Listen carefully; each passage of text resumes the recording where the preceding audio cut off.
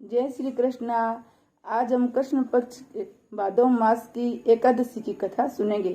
सनातन धर्म में एकादशी व्रत का विशेष महत्व है। धार्मिक मान्यताओं के अनुसार एकादशी व्रत रखने से व्यक्ति को शारीरिक, मानसिक एवं आर्थिक लाभ प्राप्त होते हैं। इस विशेष दिन पर भगवान विष्णु की उपासना करने से साधक को सभी पापों से मुक्ति प्राप्त होती है। भाद्रपद माह की कृष्ण पक्ष एकादशी का नाम अजा एकादशी है। अजा एकादशी का व्रत 10 सितंबर 2023 रविवार के दिन रखा जाएगा। इस विशेष दिन पर पुनः वसु और पुष्य नक्षत्र का निर्माण हो रहा है। साथ ही इस दिन वरियन योग, रवि पुष्य योग, स्वार्थ सिद्धि योग का भी निर्माण होगा, जिन्हें सभी मांगलिक कार्यों में श्रेष्ठ माना जाता है। पद्म पुराण के अनुसार अजा एकादशी सब पापों का नाश करने वाली है। जो भगवान ऋषिकेश का पूजन इसके व्रत करता है वह इस लोक में सुख भोगकर अंत में विष्णु लोक को जाता है।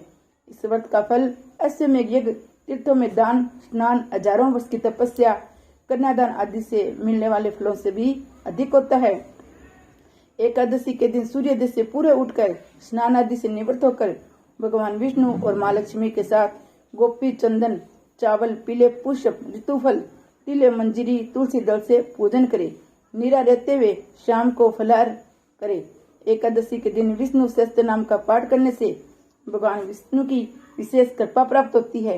यदि आप किसी कारणवश से व्रत नहीं कर सकते तो इस दिन मन में विष्णु भगवान का ध्यान करते हुए सात्विक रहे, झूठ न बोले, किसी का मन न दुखाए, निंदा से बचे, एकादशी के दिन चावल नहीं खाए और भगवान विष्णु के ओम नमः भगवते वासुदेवाय मंत्र का जप करते रहे।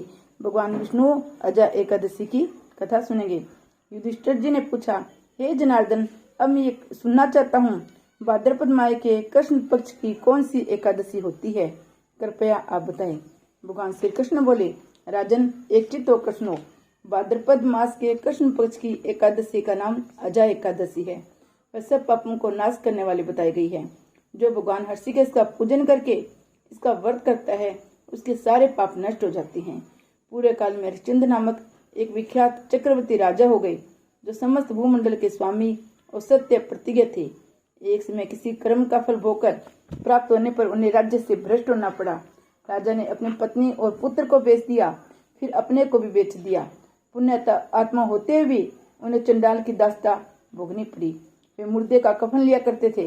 इतने पर भी नरक श्रेष्ठ हरिश्चंद्र सत्य से विचलित नहीं हुए। इस प्रकार चंडाल की दास्ता करते हुए अनेक वर्ष व्यतीत हो गए। इससे राजा को बड़ी चिंता हुई। वे अत्यंत दुखी होकर सोचने लगे, क्या करूं, कहाँ जाऊं, कैसे मेरा उद्धार होगा। इस प्रकार चिंता करते करते वे शोक से समुद्र में डूब गए। राजा को आतुर जानकर कोई मुनि उनके पास आए। वह महर्षि गौतम थे। श्रेष्ठ ब्राह्मण को आया देख नरक श्रेष्ठ ने उनके चरणों में प्रणाम किया। दोनों हाथ जोड़ गौतम ऋषि के सामने खड़े होकर अपना सारा दुख में समाचार कह सुनाया। राजा की बात सुनकर गौतम ऋषि ने कहा, हे राजन, भादों के कृष्ण पक्ष में अत्यंत कल्याणमयी अजा नाम की एकादशी आ रही है, जो पुण्य प्रदान करने वाली है। इसका व्रत करो, इससे पाप का अंत होगा। तुम्हारे भाग्य से आज के 7वें दिन एकादशी है। उस दिन उपवास करके रात में जागरण करना।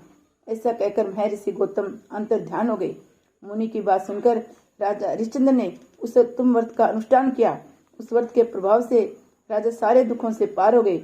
उन्हें पत्नी का सानिध्यान और पुत्र का जीवन मिल गया। आकाश में धुंधबियां बज उठी। देवलोक से फूलों की वर्षा होने लगी। एकादशी के प्रभाव से राजा ने अकंटक राज्य प्राप्त किया और अंत में पूजन व परिवारजनों के साथ स्वर्गलोक को प्राप्त हो गए। राजा युधिष्ठिर, जो मनुष्य ऐसा व्रत करते हैं वे सब पापों से मुक्त होकर स्वर्गलोक में जाते हैं। इसे पढ़ने और सुनने से अश्वमेध यज्ञ का फल प्राप्त होता है। श्री विष्णु भगवान की जय।